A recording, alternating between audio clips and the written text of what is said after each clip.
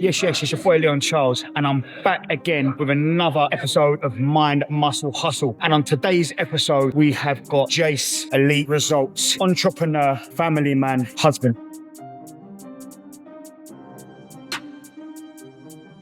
Yes, people, it's your boy Leon Charles, yet again, back with another episode of Mind, Muscle, Hustle. And on today's episode, we've got Jase, elite results. Bro, I've been looking forward to this one as well, Bro, I've been looking forward to this one. I'll keep it real. I thought I'm going to message him and fingers crossed he replies and he's up for it. I know how much of a busy man you are. Back to you straight away, man. You see me, I vibe off energy, man. I vibe off energy. I respect everyone. I vibe off energy. Love that. Been buzzing for this one. Even my guy, everyone's going to be excited for this one, so it's good. Yeah, let's get stuck right in. For people who don't know you, who is Jase in your own words? Oh, relentless operator.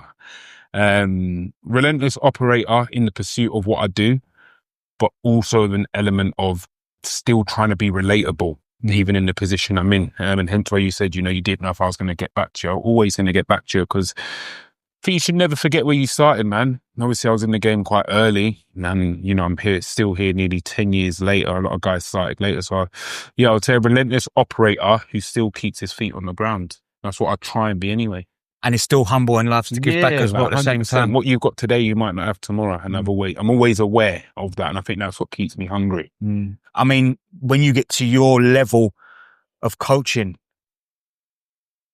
a lot of people go the other way. 100%. And the humbleness goes and the arrogancy kicks in. Yeah, and I look at the industry and I'm like, when everyone goes left, I'm going to go right. Because I think when you do get in that realm, it's like, how can I stand out? Do you know what I mean? How can I, get that little bit of respect? Do you know what I mean? And I always pride myself on doing the opposite of what the masses are doing in my set position. You know what I mean? I'm not a traditional prep coach. We got a lot of lifestyle. I'm chilled. You know what I mean? I speak on beginner topics still. Do you know what I mean? A lot of the top prep coaches don't speak on that. It's just advanced. I'm like, I want to hit everyone. I want to resonate with everyone. No, that's good. Coming from all angles, definitely 100%. Because you sort of, just talking on certain levels, if you're just talking at a high level, you're sort of narrowing down your clientele and you potentially be working with. 100%. And I'm always, I want to work with everyone. I respect the guy who's chasing the IFBB Pro card and the guy in the office who's getting up at 5 a.m. to go and do cardio. They've all got the same level of respect, 150%. And with just doing like bodybuilding clients, it's such a small niche, isn't it? Yeah, compared to lifestyle. It's very specialist, you know what I mean? And then you also got to think I want to cater to people life after bodybuilding, life before bodybuilding, do you know what I mean? And if I only do set bodybuilders, I would never have that experience of taking a lifestyle guy to his first show, do you know what I mean? So I want to cater on all levels. Love that. How did you first get into coaching and when did elite results become the mission? I first got into coaching. Obviously, I was shadowing someone who's in the industry for a long time, Team LRF for a long time. I was basically, how I got into coaching is I was young. I had a bit of an ego. I went on Instagram and I actually saw a guy called Marlon North do a transformation. And it was like from out of shape to stage ready. And I was just literally scrolling. I was like, I didn't follow anyone. I was like, it just come up on Explore. And I was like, I could do that. Literally. Looked, saw his coach, messaged his coach. Sweet, turn up, boom. Started that process, did it, enjoyed it. Really vibed with my coach, who was Rob at the time. Started shadowing him, started PTing for him, started working the gym desks for him. Thought, I want to give someone the experience I had.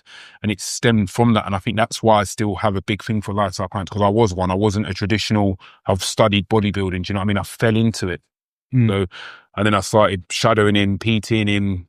Everyone who knows the story, I followed him to every show in the calendar, starting out, and just learned the trade essentially. And I always come from quite a sporting background anyway.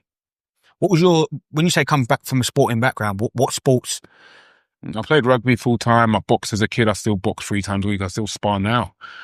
So I come from quite a sport. My dad was a cage fighter. Okay. So we come from quite a tough, rough, adherent background, you know what I mean? So we've always been deep into sort of our training. So, when I fell into that, I was like, oh, this is great. I can train on my own terms. It's not a team sport. I can commit when I can commit, because when you're at that level, I went to uni on a rugby scholarship. I played, do you know what I mean? When I got released, I was sort of like, oh, what do I do?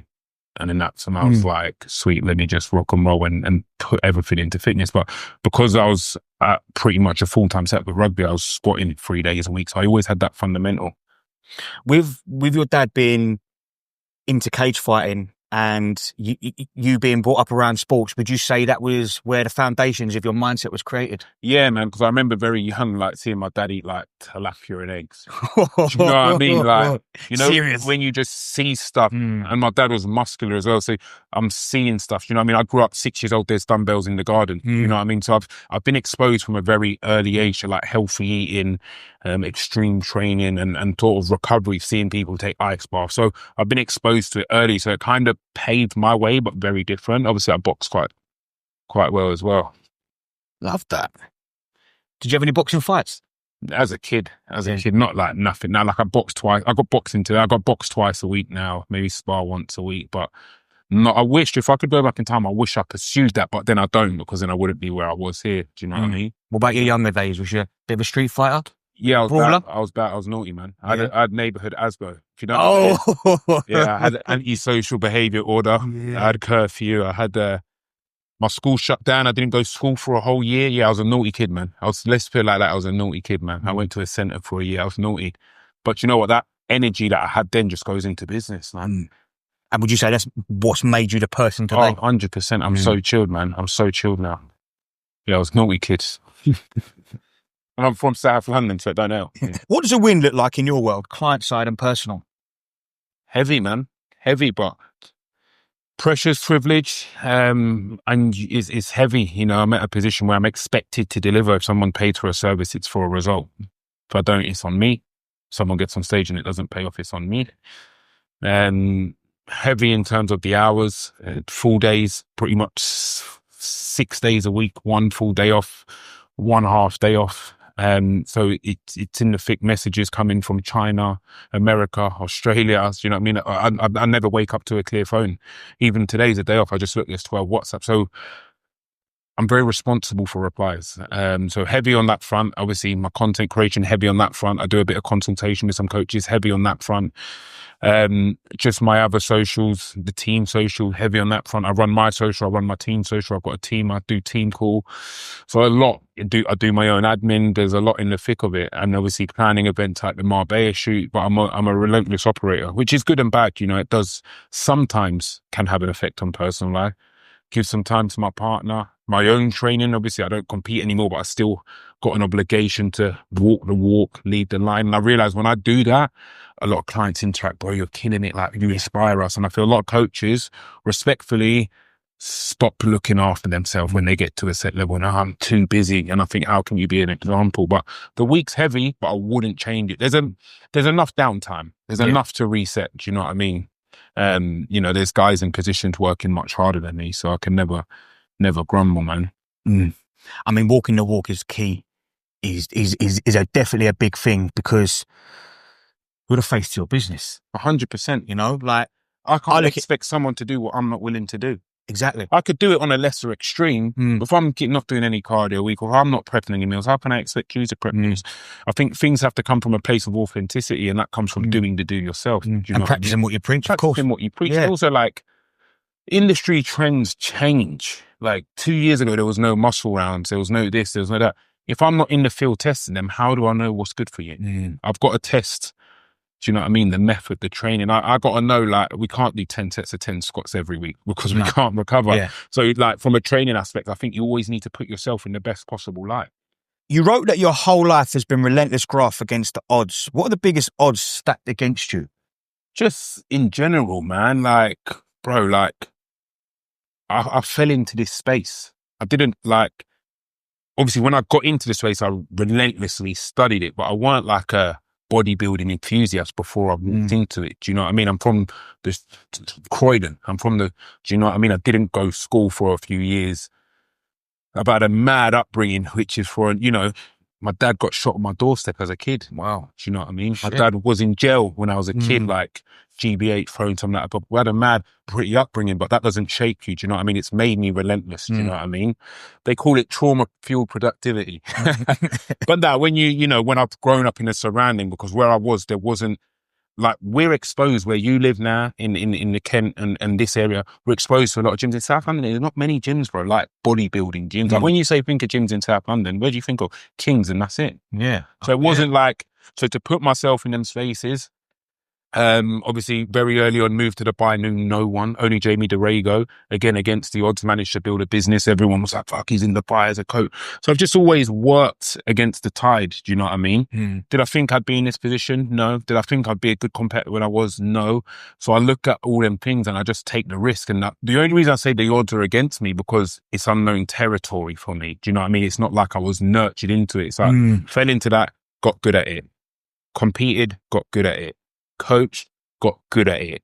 Do you know what I mean? Some people fall into competing, they're genetically very good. Genetically, I'm all right, but they're genetically very good. Or some people fall into coaching, they're extremely knowledgeable. I had to educate myself to be knowledgeable.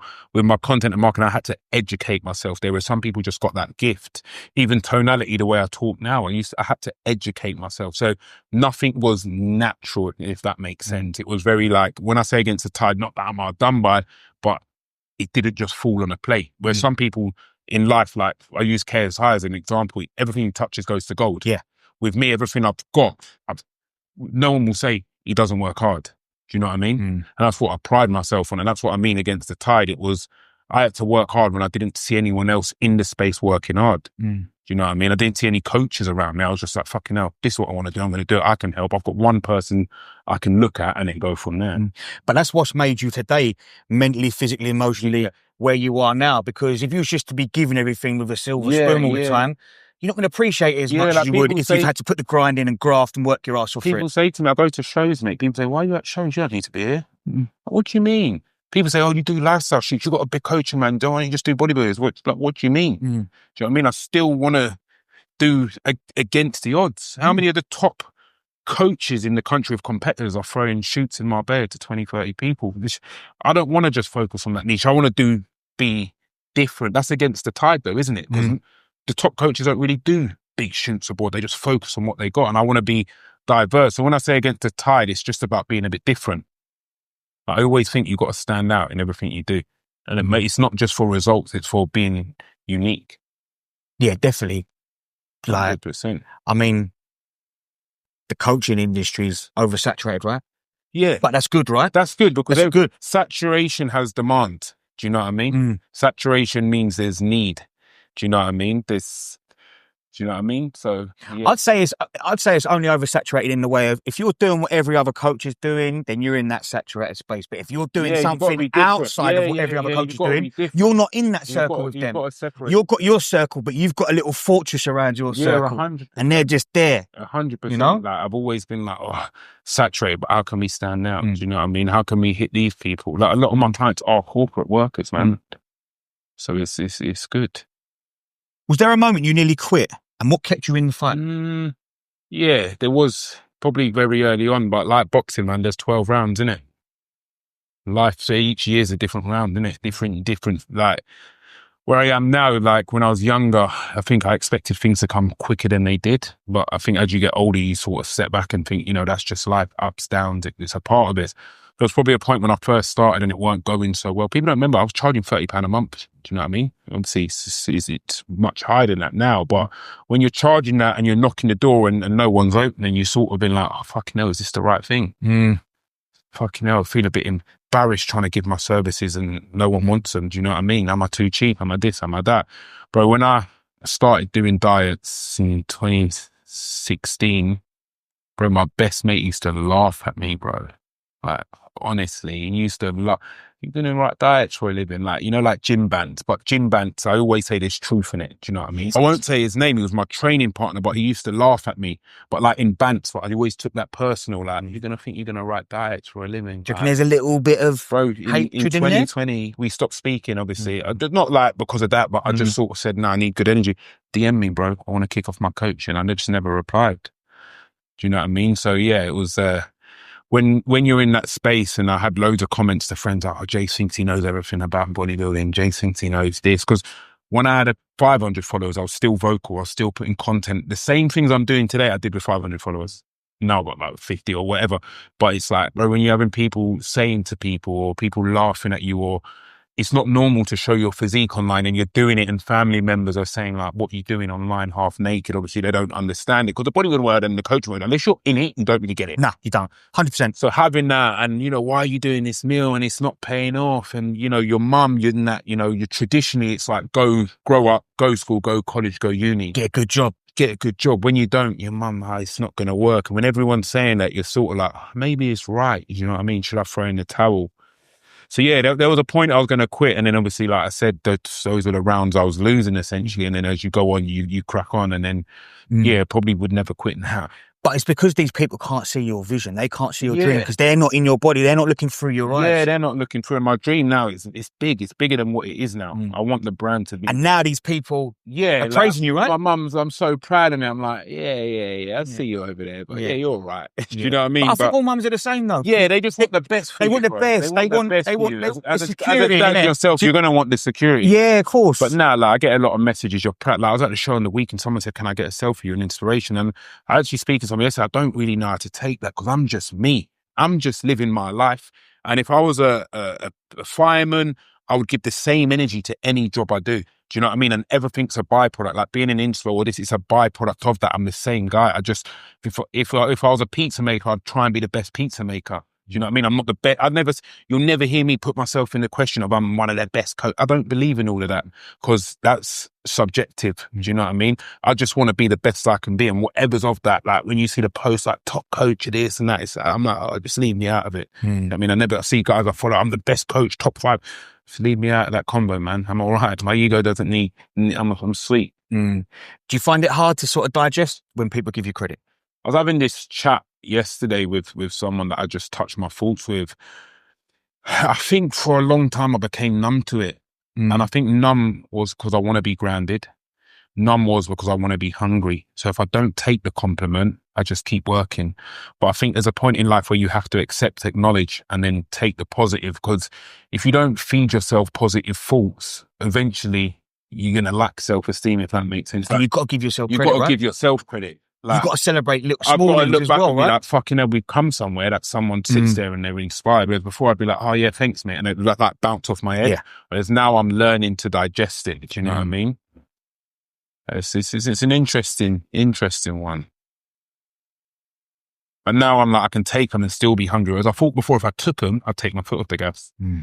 Now I'm like, take them, and I'm like, got to keep it up for 3 years. So I just changed the mindset on it.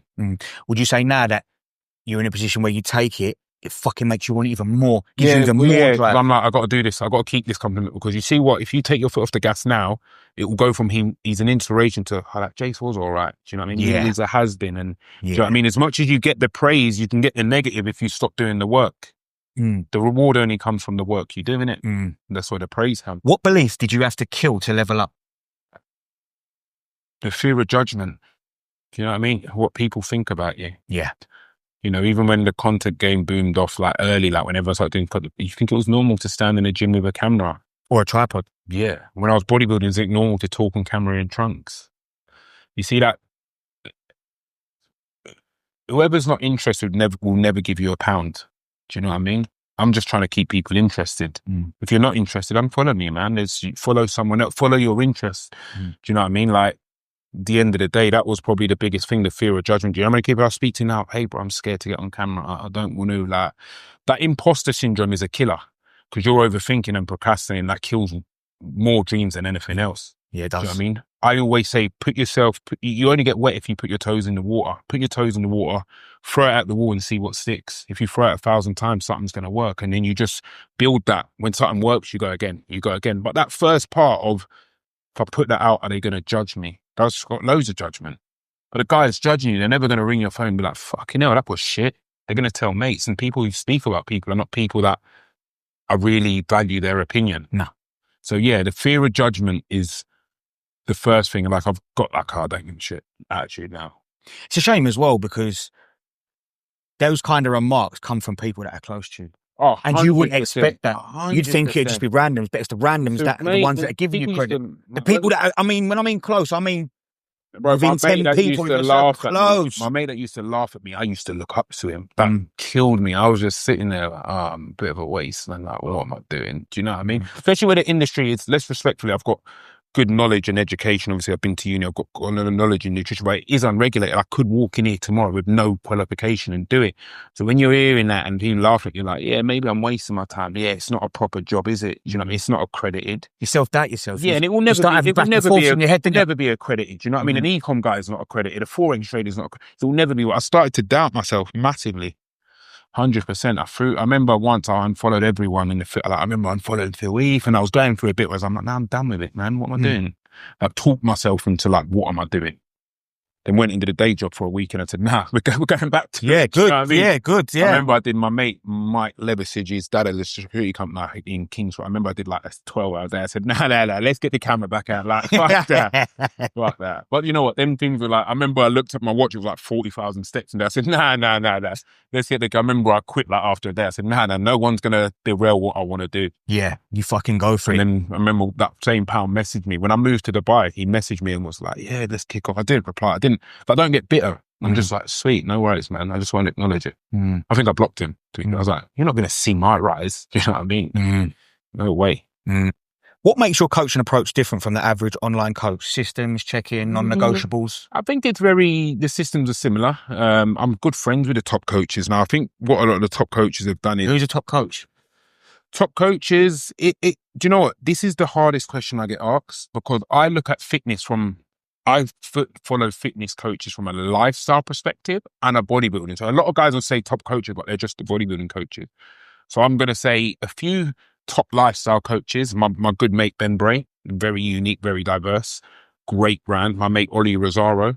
But again, you might say different because you're only in the bodybuilding. I look at both worlds. So I would say, them two guys are probably, I look at their content, I'm like, yeah, fucking amazing. Do you know what I mean? And then, you've got your other top coaches, which are your industry household names, your Cows, your Zacks, your Martins and Jamie DeRagos and things like that, which are deemed due to results. But I don't always think a coach is a top coach because of results. It's about that, how you feel working with a coach as well and the experience. And you know what I mean? So, and also for me, a top coach is someone who, what I believe in is, showcases their work at a very high standard as well. Do you know what I mean?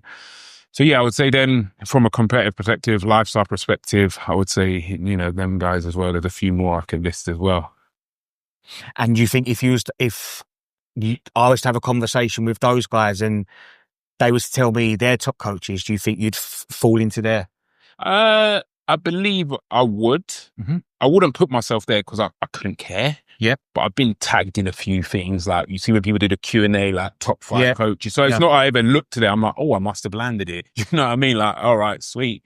Doesn't change my life. But I think I'd be in the hat sometimes because I do get it. It's like a few things like you're good with the wellness girls, you're good with the physique lads. But yeah, it wouldn't change my life. But you'd just be like, okay, sweet, bounce off my head. You know what I mean? But I think I'd be in the hat anyway. But if I wasn't, it doesn't bother me. Because I might be Susan's favourite coach. Do you know what I mean? But Jack's, you're not. Yeah, do you know what I mean? It's all subjective. And that's why when I see coaches start, I'm the best coach today. Subjective, man. Some people think Ronaldo's the best. Some people think Messi's the best. Doesn't change their life, does it? As long as I'm not the worst coach, I'm all right. Yes, I'm not the worst coach. As long as I'm above that, I'm all right. Walk us through a standout client transformation. What specifically changed training, nutrition, and headspace?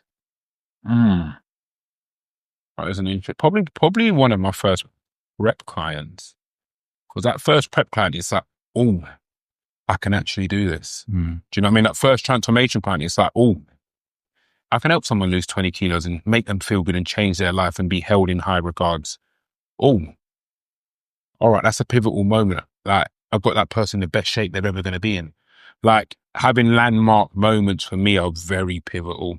I mean, our mate used to work at Steve Ellie, knowing that his first ever show was done with me. Sweet, you can work with whoever he wants in the next 10 years, but you can't take that moment from me. No. I was your first coach. You know what I mean? When I got Winter to the Olympia for the first time, I was the first coach that got her there. She can have 1,000 coaches and she's got a new coach and stuff. But having them pivotal landmark moments, like I like to be the first to do something with a client. I was the first to take you to a shoot. I was the first to turn you pro. I was the first, because I think that's a more of a pivotal moment for me. So I'm very weird. I like to pride myself on like, oh, they never won a show till they got with me. they never finished a diet. They never done a shoot. Do you know what I mean? Mm. They never done 60-minute stairs till they got with me. Yeah. Do you know what I mean? So with the goods and the bad, innit? Because I'll Mm. push you past your limits. Yeah. But yeah, I think for me, it's just that them pivotal moments. But that's where the results are made. Mm. Outside the comfort zone. So you've got to push people past their limits. 100%. And people hate you in the moment, respect you after. Exactly that. Like people think my pivotal moments are like big wins. I'm like, no, they're not. Tony won the British. If he's won it before, it's now like she's lost 10 kilos. She's never lost 10 kilos before. 100%. What are the top 3 mindset areas you see in new clients and the fixes? It's hard, man. I was having this chat this week, man. I've had a few guys come to me, Jase, I'm hungry. I'm going to kill it. 7 days in, man. No checking, bro. What's going on? I think in life, people think they want it. It's a great trait to think you want it, but to actually want it's even better. And it's hard, man. I'm starting to get into a place where the guys that spout the most out their mouth, it's like they're trying to talk themselves into it. But some of my clients, mate, like self-sufficient, ask the right questions, send the right videos.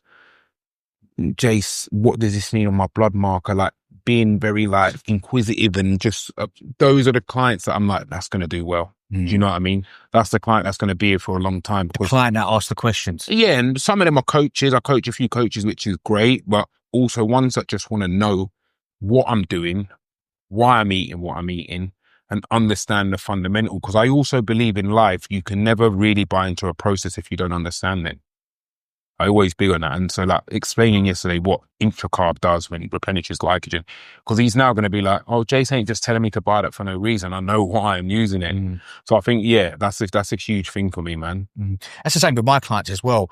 Like when they're checking in, I'm making changes to their plan. I'm not just making a change and saying, right, it's been updated. I'm telling them why I'm making the change, how it's going to benefit you moving forward. I say to guys, you're going to feel a bit of a because it's coaching, right? Yeah, and I let them know you're going to feel a bit of a pinch this week, but it's the game we're in. You know what I mean? Crack on. When motivation dies, what's your playbook for getting someone moving again? Stern words, man. I had a chat with a client this week. I won't say his name. It's even different because he's a friend of. I've got one friend he's referred like 6 times. They've all got in shape. So it's a friend, it's a lifelong friend. So they know, go to Jase, you get in shape. If you do it, obviously he's come, he's not got in shape or not. He's missed a few check-ins. So stern words. I message him, hey bro, you've missed 3 check-ins, you've not dieted. Difference with me with a lot of coaches, bro, take your money back. Refunded him. He said to his mate, I think Jase is a bit of a dickhead for doing that. Yesterday he messaged me and said he's not. I get it. He doesn't want to take my money because he's not doing his job. And you see, the more time I give them their money back, no, bro, let's re-sign back up. I've learned a skill in life. Sometimes you've got to say no to money. And I always want to earn my living, my wage, and no one can be like, fucking hell, coach for Jase didn't apply, didn't. So yeah, he signed up, didn't check in for 3 weeks in a row, on a show prep as well, didn't stick to the diet, asked him to send me pictures of cardio to season. It didn't do it for weeks. I said, hey bro, you've not been checking in. I don't want you to renew because you're going to waste your money. And I get not every coach can do that, but I was always like, I don't want someone to say they paid me and they didn't get what they paid for, because they will never tell you they didn't check in. They'll never tell you what they didn't do. So I just said, and he said to his pal, I think Jase a bit of a dickhead. And I called him and I said, sweet, obviously you can see why I did it. He messaged me yesterday genuinely and was like, bro, I totally understand why you did it. Like, I get it now in the moment. I thought he just didn't care. I said, I cared because I don't want you to waste your money. You see, when you have chats like that and you turn it like you're wasting financial expense in this climate because you're not committed, you'll see a totally different side of someone. And a lot of coaches, mate, will just sit, rub their hand, he ain't checked in, I take his money, renewals come out in 3 days. I always do it. There was 2 that I did last week. One of them turned around and said, I'm fucking double on it. Missed his check-in. Sweet. All right, let's definitely let you go. Do you know what I mean? A lot of the time it can stem a conversation. And if they're actually meaningful, they'll spark a new fire in them. And the thing is, I mean, you don't really want to have these people. You don't want to have these people on the books. No, because like they're going to bring. You want to be focusing on people that do want it. I want to work. Are going to do the check-ins. I want to be excited to work, man. I don't want to tell people off. Or I would have been a school teacher. You know what I mean? I want to. I want people that want to work, want to spend their hard-earned money and get a service. You know what I mean? I don't want to be like, fucking hell, 4 lads ain't checked in. Sweet, happy days, got paid tonight. You know what I mean? Naturally, if it's in your month, yeah, but if the next month's coming up, like this morning I text someone, hey bro, you've not checked in 3 times. I got a free no check-in rule. I said, I could let your subscription run, but let me know what you want to do. If you're going to turn the leaf, let's continue. If not, let's call it a day. And them conversations, I think people don't expect it. And it seems to pay off. Even if he did call me a dickhead. If someone listening has 3 months, what's your simple, ruthless plan to get visible results? Cardio, man. I'm a cardio king. I love cardio. I think not even just from a fat loss perspective. I think because in 3 months, right, if you're eating absolutely terrible, you can put yourself in maintenance and lose weight, right? You know that. You can increase your movement and lose weight. So if you do them 2 things, within 12 weeks, you might only need 1 or 2 diet changes if you're really doing it. So the first thing is movement, because 1, cognitively, it's good. 2, it's going to set up solidified routine if you're doing it at a set time in the day. And 3, it's a feel-good factor. 4, it factors health. So I'm always a cardio guy over a food guy first. Not like mad, but it might be like 15 minutes, 150 calories or something. So I think in 12 weeks is committing, you know, the guys who sign up in 12 weeks, bro, I can train every day. Nah, train 4 days a week. You know what I mean? Give yourself a bit of downtime, get out maintenance calories and add some cardio and increase that like bi-weekly and you'll be sweet in 12 weeks. Like people underestimate what can be done in 12 weeks. 0.5 kilo a week, 12 weeks, 6 kilos, 1 stone. That's good enough for everyone. You're going to look different. You know, people are going to notice it. So yeah, movement is medicine. It's always the best tool, even from just a mental cognitive perspective, having that time alone. Definitely a huge fan of it. So would your first approach be if, say, for example, someone's weight stayed the same for 2 weeks? Would your first approach be to up their cardio or bring down their food? Yeah, cardio. Food is fuel, man. Want to keep that muscle. Food is fuel. Cardio is going to have other benefits. You know what I mean? It's going to, if that guy's 130 kilos, cardio is going to lower his cholesterol quicker than bringing food down. You know what I mean? Cardio is going to help that heart rate come down and that blood pressure. So I always look at it from a health perspective. So always going to go with cardio. It's not going to start crazy, maybe 20 minutes. I think every male should be able to move. You know, some guys 130k, Jase, I can't do cardio. Well, that's a problem. We need to, you know what I mean? And I think people are most likely to fall off a diet when it's lower food opposed to more cardio. That's my opinion anyway. Might be wrong. What's your go-to framework for nutrition when life is chaotic? As in for myself? For you, yeah. As in my diet? Yeah. Love a dairy milk, man. I'm a galaxy. I'm a dairy milk, man. Galaxy, sometimes, no, my framework is, my meals have always been the same. So I always have a yogurt meal to kick off the day. So wherever I am, I'll have a yogurt meal.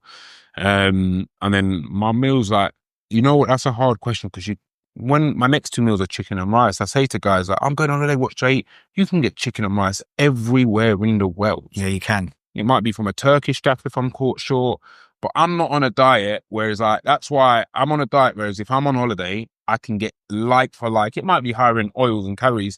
Like I have a yogurt meal, then I have 2 chicken and rice meals, and then I have a steak and salmon meal. I can go into any restaurant and I don't ever get salmon in a restaurant because they give you the smallest portion, but I can get a steak meal anywhere. I can get 2 chicken and rice meals anywhere. And if I wanted to get fats, I could make them up elsewhere or just get a bigger steak portion. So my diet might vary from the point of it might be cooked in a bit more, but as a lifestyle guy now, is that the end of the world for me? No. As a competitor, I'd be fucking killing myself. But now it's not really a bother for me. And a lot of the time in the week, I'll have majority of my meals and I'll have one which is like just the same, but just takes the edge off. So yeah, I think my nutrition is, and when you understand nutrition, you understand simple swaps. I might be like, oh, my rice meal's 50 gram of carb. I might pass a bagel shop and I'm like, a bagel's 50 gram of carb. Yeah. You start to be like, all right, sweet, that makes a lot of sense. So you start to piece it together. Obviously, and then sometimes I'm honest, man. Sometimes if I'm having my cheat meal, I never binge, but I have a few treats that I enjoy because I know I'm getting back on the wagon. I'm a good dieter Monday to Friday and Sunday. And you need one day to reset. So when I hear these mad restrictive diets, I'm a bit lost. And on the prep side, i.e. clients, what's your views on swapping out carbs, proteins and fats when on prep, rather than sticking to that solid? I'd rather stick to it, man. I'm a big believer in, listen, rice is king. Like, simple carbs are king. You know, you're not going to get a better protein source than chicken. Do you know what I mean? So I just think with prep, the devil's in the detail. Do you know what I mean? The detail is what really gets you there. Again, how experienced are you? Do you know what I mean? First timer, you got to be strict because I just want to put you through that rigorous diet. Someone a bit more experienced, Jase, oh, can I swap jasmine rice for this? Like Ellie was like, can he have bagel instead of rice? And I was like, you kid, but you know, this close, I don't want any gluten just because we don't know how you're going to respond. Because a lot of guys will have like gluten and that they think they're sick, they're good with it. They get lean. It's like, oh, you're a bit bloated, mate. So that first prep, I always try to put you through a hard prep because you learn a lot about yourself. And then the second or third prep, but I just think, you see, like, I've got a saying in it, if it fits your macros, becomes if it fits your mouth. You know what I mean? Like one day you're one day you're swapping that rice for a bagel. The next day you're like, fucking hell, I've got 500 calories. I can have that slice of pizza. Yeah. We look for comfort in hard times. But if I draw the line and say there's no swaps, there's no swaps. If there is swaps, tell me, I'll make the swaps. I'll give you an alternative. But if it fits your macros, becomes if it fits your mouth.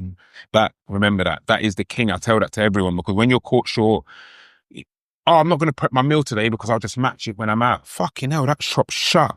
It's 10 p.m, that shop's shut. Only the kebabbi's shut, but I need to eat. Let's go in the kebabby. One underrated habit that compounds over a year. Actually getting up and getting to work. Do you know what I mean? Like a lot of people overlook the power of getting up and really getting stuck into something. Like really, like not even coaches. Like I look at guys at like 7, 8 a.m. that are on the train and I'm like, you lot are grafters, you know? Do you know how many people can't get out of bed in this country and get to work and just sit on their ass? Like it is anyone that works any job, I really respect it. A job where you get up before 9 a.m. and just like sounds bad. I judge my clients on what time they get out of bed. If you're a night shift guy, you're lucky. But if I've got a coaching client and they're like, yeah, wake up at like 10 a.m. I'm like, oh, do you know what I mean? Like, I think the power of just getting up at a good time and attacking the day is so overlooked. Would you agree that if you win the morning, you win the day? No, because like a football match, there's 2 halves to everything. A lot of the time I've lost the morning and won the evening. But a terrible morning, I think there's this notion that you win the morning, you win the day. I don't think life really works like that. There's curveballs throughout the day. Do you know what I mean? I think you got to look, I look at life, I look at the day as there's 2 halves. So I won the first half. If I get to 1 o'clock and I've had a good morning, my head says we're going to have a good evening. But if I don't have a good evening, I look back at that day and I'm like, you've had a good morning, they ain't had a good evening, we go again tomorrow. So I think, you know, great, you win the morning, you win the day, but what if you don't? You're setting yourself up, fucking hell, the old day was shit. Whereas I'm like, the morning was good, the evening was shit. So I always try and look at that positive. I always look at the day in 2 halves. Like genuinely, if I get to 1 o'clock, I'm like, we've had a good morning. Then if I get to the end of them, because sometimes like, I've had some hectic days. And I'm like, that's a shit day. Now I'm like, that was a shit morning. Like, the rest of the day was sweet. Do you know what I mean? Some days, both halves are shit and you can't do the week shit. But like, I always say to clients as well, like, you slip on their diet. But if you had more good days than bad days, you won the week. I always break things down into 2 segments because I used to be very negative, bro. I used to be very black and white. Like, something goes wrong, day's fucked. Do you know what I mean? Self-sabotage. Self-sabotage. Do you know what I mean? I used to be like, fell off plan, week's fucked. Fuck it.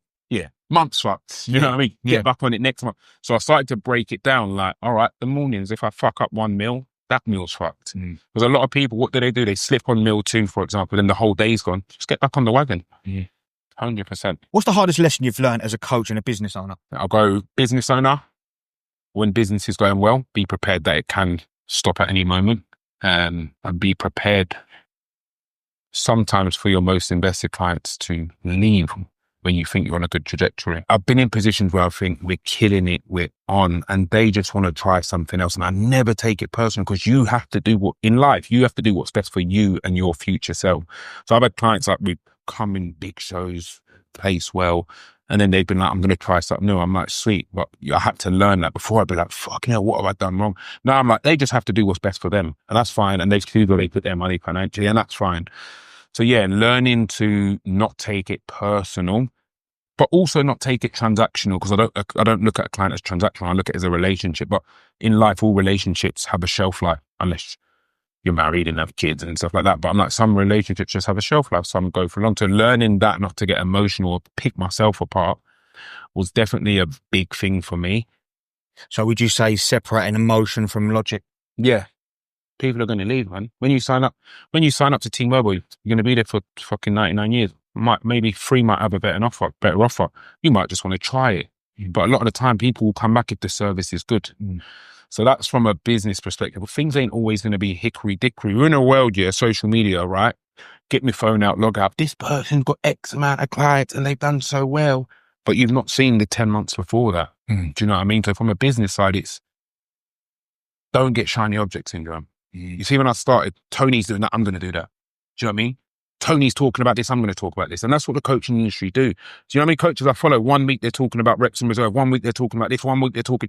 It's like you're getting lost and your message is not consistent. When your message ain't consistent, people are going to look elsewhere. So it's learning to just stick on my road. Do you know what I mean? Because shiny object syndrome is real. People make everything look easier. No one posts the bad bits on social media. No, they don't. Definitely don't. Definitely don't.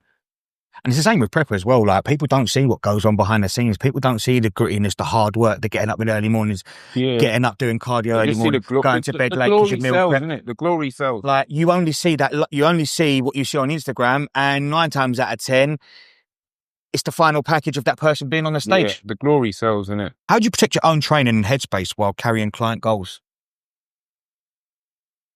My own training? I train with a lot. Like we train today, I'm just like, jump in our session, let's kill it. Do you know what I mean? I'm never gonna, a client's always gonna come before me. Like if I had no hours in there and a client was on prep and they needed to see me, it was in my training time, it's gonna come before mine. But how can I mitigate that? It's just jump in my session. I can't remember the last time I trained by myself. Trained with you today, someone else the other day. I'm just trying to put people in sessions so I feel like with clients, you build a better connection. So like that there, myself, obviously, I realized when I don't post my physique goals, not for like business, but I get clients messaging me like, they'll send me their Stairmaster time if I put mine up. Do you know what I mean? It's that community, camaraderie, brotherhood, feel like, oh, just done 40 said, oh, how do you do that? Oh, you've done it, I'm going to do it. Oh, you've done your cardio before me today. So it's that sort of like, I feel it's that sense of like, I feel like, not good energy though. Yeah. I'm not a manager. I say that. I don't want to, like, you know what I'm like now because you met me. I'm not above you. I'm not the manager. I'm the captain. A lot of coaches coach and they think they're the manager. You're not. You're the captain. If you're working with me and I'm on that level playing field with you, you're going to respect your captain. Sometimes the manager, fuck the manager, I'm fucking power hungry. Yeah. Do you know what I mean? So I always, when I'm prepping, like not prepping, like now I'm like, what can I do? I'm the voice, I'm the authority, but what can I do to be on the same level? I'm going to do what you're doing, but be an inspiration. And then I'm the captain. I lead the ship. I walk the walk. Do you know what I mean? And I think a lot of people, coaches, lose that. They take their foot off their goals because the manager doesn't play football anymore. A lot of the coaches stop focusing on their goals and they just bark from the top. I don't want to bark. I want to bark from the top, but also be on the field with you. I'm player manager. Do you know what I mean? And I think that's what happens in the coaching is like, some of the coaches in shape, get loads of clients, foot off the gas, out of shape. Great coach. I want to be a great coach and a great leader for the team. And that's what I've always prided myself on. Player manager. I'm going to put it in my bio. This is probably one of the best talking videos I've done, you know. I've not done one in ages. Have you not? Probably about a year and a half, but my mindset's obviously different. I'm matured a bit more, so it's very interesting. You don't want in Dubai with... So long ago. Jase? That was so long ago. That was so long ago. I feel like I'm in a different headspace today. Do you know what I mean? Like my headspace has evolved very quickly. On the last question, brother. Ready for the wrap up? Let's go. Yeah? What's next for Elite Results? Do you know what? I had this chat yesterday, right? We're in a world where there's mentorships and this and that. And you see, when I was a couple of years ago, I got warped into thinking what I need to do for the business is what I'm seeing these mentors pushing onto online, like all these different things. And I had a chat with someone last night and he was like, you need to build the business that you want for you. You know what I mean? Not necessarily like the business that I think I need to have that I don't really align with. You know what I mean? Like where, listen, I'm a huge guy of ads if you get them right. Like some people have VAs, I don't and whatnot. And like the business I want for me is a business where people come to me because they want to come to me and I can be a one-stop shop. You can sign up for 16 weeks or like someone said to me, like I said to someone the other day, you know, I'm going to have some one-off downloadable plans. They was like, you shouldn't have that at your level. Why not? I want to serve the guy that can't afford coaching. Do you know what I mean? I want someone to feel connected with me even if they're not on the full service. And the business I want for me is that. Whereas when I was working with mentors and that, it was like, you need to be exclusive. I don't want to be exclusive. I want to be accessible even if it's in small bits. So for me now, it's only yesterday I had that call. It's like writing out, well, how do I want to see the brand in the next 6 months and what would I be proud of? And again, like I said, it's going against the tide, isn't it? Most at my level, it's like, Jase, pull yourself out the business, charge exclusively. Like my charge rate doesn't go up, and it's not for about 3 years. People say, charge more. I would never charge what I wouldn't pay. I think there's a limit with coaching that gets ridiculous. I had it yesterday, you should put your price up. Nah, wouldn't do it.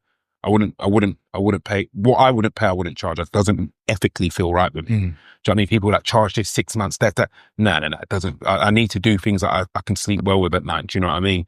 So yeah, for me, it's like the business is in a great spot, but it's obviously, there's always a next spot. And the next spot is like looking at me like, this can really serve me. And if someone can't afford me or the coaches, is there something they can walk away with and still feel a part of Team Elite? And that's for me is like probably getting some one-off interactive training plans with like Vimeo videos on the links and something like that, rather than, do you know what I mean? Like getting someone in the business to do my consult calls, to do this and take myself. I don't want to be exclusive. And when I was working with people, I thought exclusive, charge more. I don't do my calls. I don't respond to my inquiries. And I was like, nah, that's not really me. So yeah, it's been a weird shift, man. It's a weird, very weird shift because it just happened overnight. And I was just like, no, luckily the business is always operating well, but we're going to redo a bit of the model. Do you know what I mean? Like people saying, you shouldn't do one off that. Like, bro, if someone's never trained and they want legs push full to get in the gym for 16 weeks, we got that. If you can't afford coaching and you just want training, we got that. Do you know what I mean? Whereas a lot of the time it's like, you need to be exclusive. You need to pull yourself out. You need to this, you need to that. I want to do more stuff like this. Do you know what I mean? It's what I enjoy. So yeah, again, it's against the tide. It's different to what a lot of busy coaches do. They make themselves exclusive. You inquire, you don't speak to them. I'm like, of course we're going to chop it up. Do you know what I mean? So yeah, it's looking at the business, like how do I want it versus how the industry make you think it should be when you get busy. You shouldn't meet anyone in person. That's what I get told by some people. Like, Why? Why? You shouldn't go to the show. You need to buy back your time. Don't worry about it. I have enough time when I'm dead. You know what I mean? Yeah. So it's while I'm breathing, I'm there. Yeah, it's like, it's a very interesting mindset I've got to it. That's even, I was doing some mentoring, let's say, and that's why I changed it into now. Just do little consults here and there because my mind on a lot of things have changed and I think it will keep the business in a fresh space. I don't want to be exclusive. Who the fuck am I to be exclusive? No, I'm power to the people, man. Brother. A pleasure. Absolute pleasure. I am looking forward to seeing all the clips and putting this one out. Honestly, I was excited for this one. I didn't cancel, I rescheduled, but I was genuinely excited. I feel like the last time I spoke, I'm in a very different headspace because I view the business different. Back then I wasn't. I was like, ads, which I agree with, ads, sales calls. Would you say that's because you was in the business, but now you're outside the business, no, overlooking the business? I'm still in it, but I just, you know what, I'm in it every fucking day, but I might pull myself out for 10 minutes. And be like, all right, sweet, Jase, I don't really like that.